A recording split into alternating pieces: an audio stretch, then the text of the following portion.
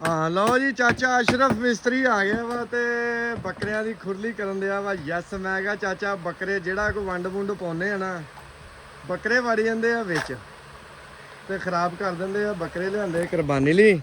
चाचा कहंदा पुत्रा टेंशन ना लै खुरली इदां दी बना देंगे कि बकरियां दी की जरूरत आ के विच वड़ जाण या जो होएगा विच ही रहेगा। ते चाचा हुण ना फुੱਲ जुड़िया वा पक्खा ही लाता वा चाचे नूं ते चाचा कहंदा एक बारी खुरली पुट्ठी लम्मे पा के ना तो मैं ते सारे जेह्ड़े ना साह बंद कर दवां एक बारी।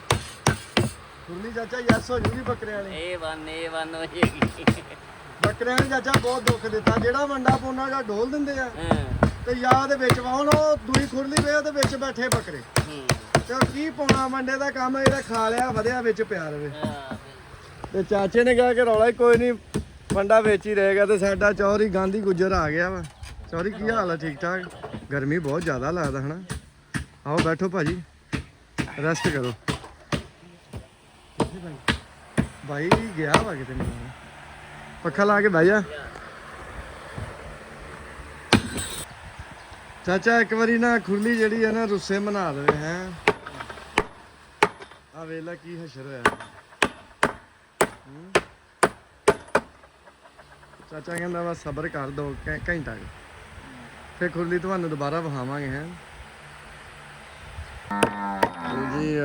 जी हो चाचा खेडां तेरियां इत्थे इत्थे गर्मी बड़ी है चाचा छड़दा हुण कि फड़ के रखा ले फड़ ला एक बारी है ना आ बड़ा हिलन दिया ला चाचा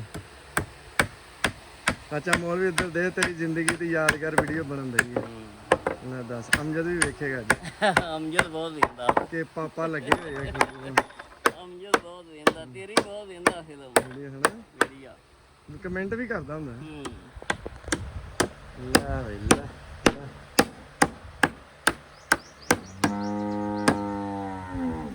लो जी साडा बकरे दी खुरली वाला मसला ते हल होण लगा वा। ये भी मसला है कश्मीर ही सीगा हुण इहदे नाल उत्ते लाने चाचा वांस या डंडे ला देने असरा ना कि किसी तरीके भी ना विच ना वड़ सके बकरा वंडा होवे ते विच ही रवे विच ही खान ठीक ठाक ठीक है बच्चा कहंदा चाचा की हाल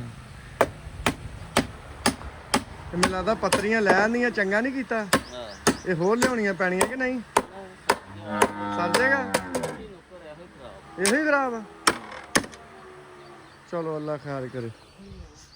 गर्मी का यह हशर आ गां माशाल्लाह सून वाली साडी तैयारी च बाहर बन्नी है गर्मी ने बस कराई पई जानवरों की हबस हुई है कुछ अंदर बन्ने हैं तो आ फिर जाने ना नहीं लगती गर्मी ओ जानवर अंदर भी बन्ने दरख्तों के थले दरख्त लाने चाहिए जेडे डेरिया वाले है ना डेरिया के दरख्त लाने चाहिए अंदर भी बाहर भी इन्होंने दिनों च पता लगता दरख्तों की कदर।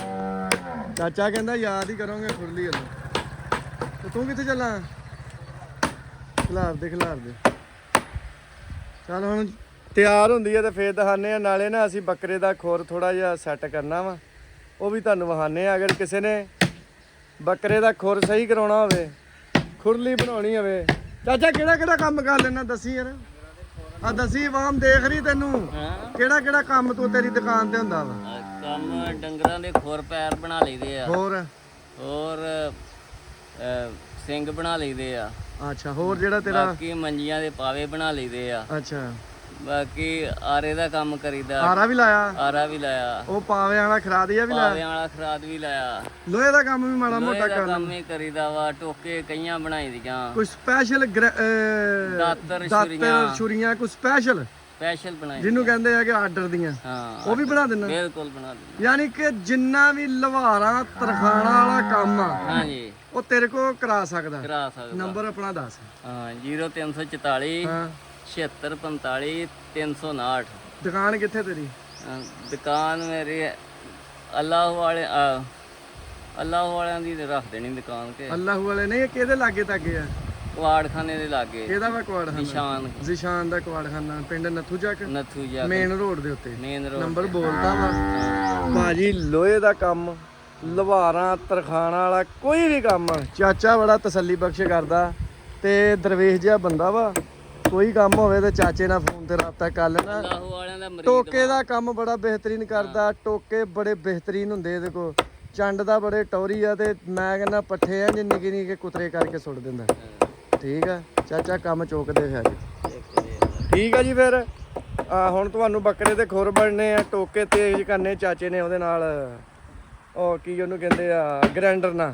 ਰੇਤੀ ਨਾਲ ਟੋਕੇ ਵੀ ਨਹੀਂ ਹੁਣ ਅਸੀਂ ਤੇਜ਼ ਕਰਾਈ ਦੇ, ਗ੍ਰੈਂਡਰ ਨਾਲ ਸਾਡਾ ਚੌਧਰੀ ਭਾਈ ਤੇਜ਼ ਕਰਾਉਂਦਾ ਵਾ ਟੋਕੇ। ਤੇ ਕੋਈ 10-15 ਦਿਨ ਰਹਿ ਜਾਂਦੇ। ਹੈਂ ਆਪਣਾ ਨਾਂ ਤੇ ਦੱਸਿਆ ਹੀ ਨਹੀਂ। ਮੈਂ ਨਹੀਂ ਮੈਂ ਹਾਂ ਨਾਮ ਵੀ ਚਾਚੇ ਦਾ। ਚਾਚੇ ਨੇ ਆਪਣਾ ਤਾਰਫ ਨਹੀਂ ਕਰਾਇਆ, ਚੱਲ ਤਾਰਫ ਕਰਾ। ਚਾਚਾ ਕੀ ਨਾਂ ਤੇਰਾ? ਮੈਂ ਹਾਜੀ ਅਸ਼ਰਫ ਨੱਥੂ ਚੱਕ ਮਿਸਤਰੀ, ਹਾਜੀ ਅਸ਼ਰਫ ਮਿਸਤਰੀ ਨੱਥੂ ਚੱਕ। ਨੱਥੂ ਚੱਕ ਠੀਕ ਹੋ ਗਿਆ ਜੀ। ਚਾਚਾ ਬੱਕਰੇ ਦੇ ਪੈਰ ਵੀ ਬਣਾਉਣੇ ਹੁਣ? ਬਣਾ ਦਿੰਦੇ ਆ। ਠੀਕ ਆ ਜਾ ਫਿਰ।